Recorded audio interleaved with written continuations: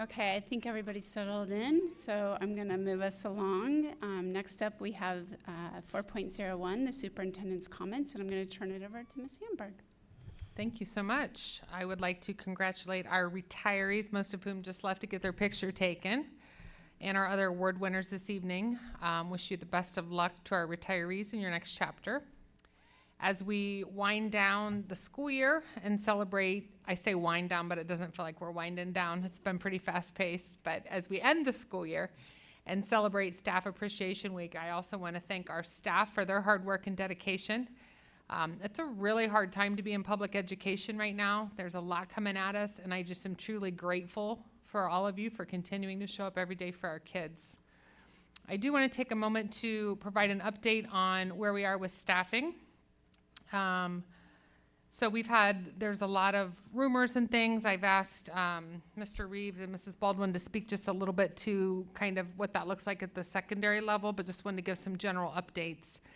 We have made some reductions where we can through absorbing positions. This is due to the fact that we're deficit spending. And so as we have retirements or resignations, we are looking at, are there ways we can combine positions? Can we shuffle things around, do things differently?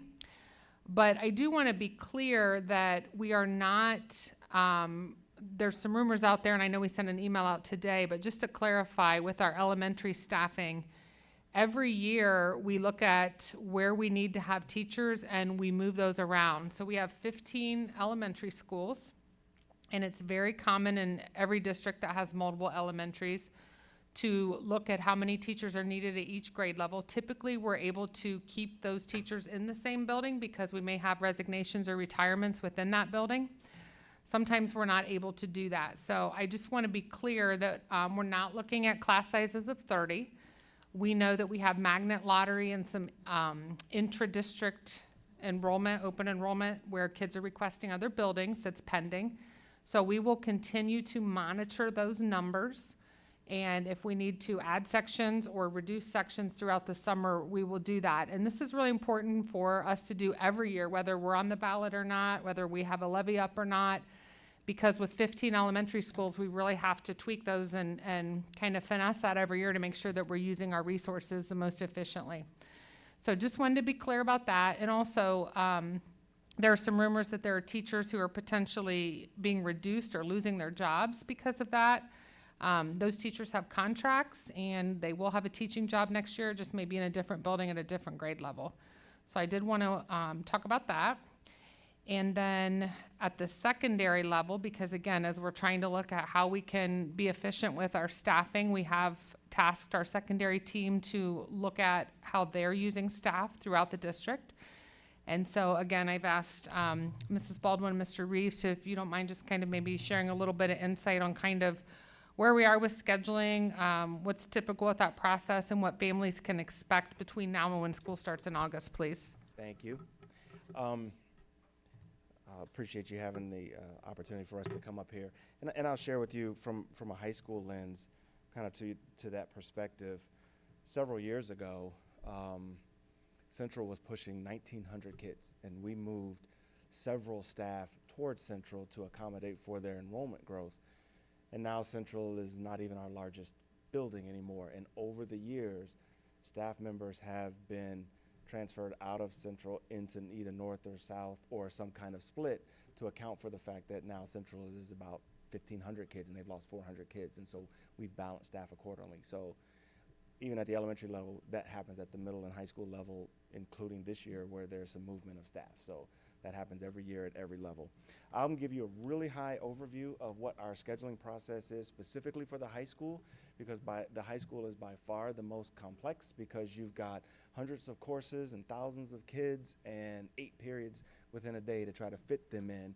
And then Mrs. Baldwin can kind of, put some flavor and specifics to, well, here's where we are and here's how staffing plays a role in that and the decisions that we make. So as you realize and recall, for those of you who've been on the board for the last couple of years, in December, maybe early January, we bring before the board the academic planning guide for the board to approve, to officially say, here's our course content for the high school level.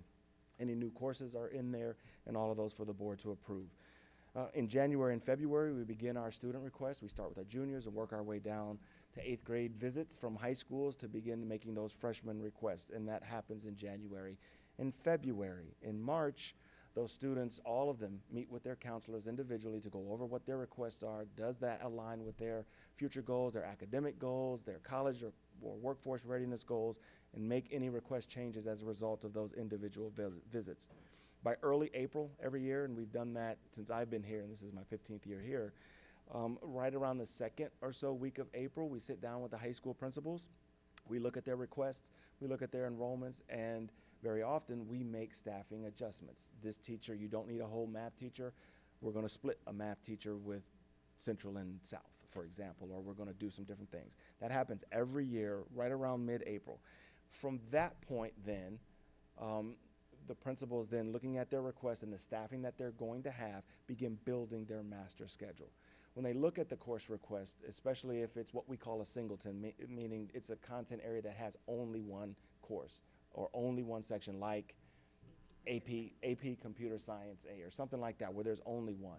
If in a particular building there's not enough requests to run that, and we're really talking about mid-teens or so, then the administration, looking at the total resources, may make the decision not to run that course that year and provide kids the option to go to one of the other high schools. When they do that, they reach out to the students who made that request and say, we're not going to be able to run this. Is there something else you would rather take instead?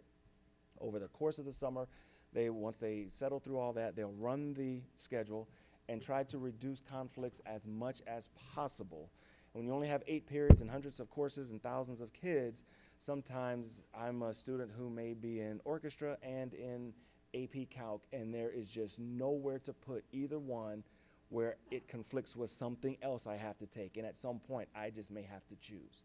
That's called conflict resolution. Typically, we do that during schedule pickup when there was just no way to create the schedule where you could have everything that's not in conflict. And sometimes the students will come in and say, well, what other choices do you want? Here's what's open third period. Do you want any of those? And sometimes students say, you know what, I'd just rather have a study hall, I could use the break. And so that's pretty much the process. It's been a little later this year in finalizing staffing because we have reduced 7 high schools FTE at the reduced 7 FTE at the high school level, and doing that through attrition, you kind of have to wait to see who's retiring in the optimal content area that you really feel that you have a little room to absorb, as opposed to someone retiring in a content area that you have to fill because you don't have the resources to absorb one. And Ann, I don't know if you want to layer in onto any of that, or? No, I think you covered that. I know that our teams are really intentional about looking at the staffing we have and the requests we have so that we can honor as many requests as possible for students. And the idea that if we aren't running a course, our students would know that before they left for the summer. Mm-hmm. And then in the fall, we do have those conflicts that we work with our students on and try to find a different option for them too.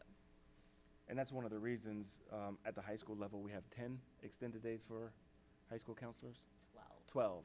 And they backload, not front load the summer, they backload it to the start of the year because that's what they work on. They're working on trying to minimize the conflicts before schedule pickup so that most of the students can get everything that they want.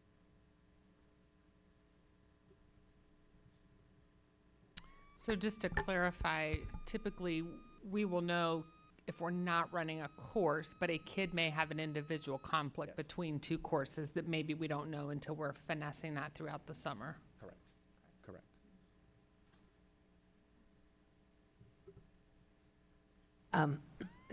Thank you. So a quick question to follow up on that. It's probably an obvious thing, but I'm just going to give you the opportunity to talk about it. I'm assuming that when you look at those courses where a lot of students might be enrolled in this course and that course, right, do you start to look at the numbers when you start to slot them into the master schedule so we're reducing the conflicts as much as possible? Yes, so we take It's a a look at, softball, but so we yeah. take a look at singletons and look at who's enrolled in those and what does that look like maybe for a typical schedule. Career Center is often another one that we pay attention to because our juniors go half a day and our seniors go half a day. So what kind of course requests are those students making to make sure that we're accounting for that? So there really is a lot of intention and thought put into scheduling the courses, but ultimately we're gonna have some conflicts along the way. Sure, but just looking at the data to see, you know, how can we minimize that as much as possible? Absolutely.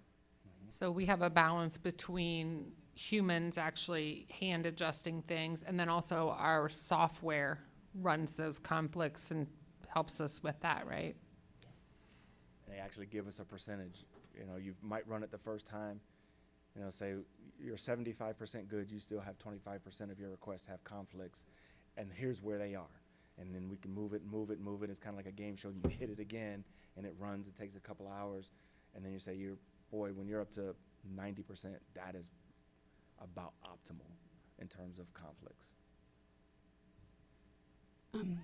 So thank you. You had said that most of the time the student would know before they leave for the summer if a course was not going to be offered. And so how is that student, how do the counselors work with that student or the parents to help them figure out what, I know you said like you asked them what other course do they possibly want to take? As part of their graduation planning, so that school counselor would talk with that student, and they're gonna be pulling up their school links and their graduation plan and thinking about if this course isn't here, what are some other options that you might be interested in? How's that fit in to your larger plan too? Because that's the ultimate goal as well, is to help students find something that they're interested in and passionate about, as well as being offered too. Thank you. Any other questions for them? All right, thank you both, and that is all I have, unless you have any questions for me. Okay, thank you.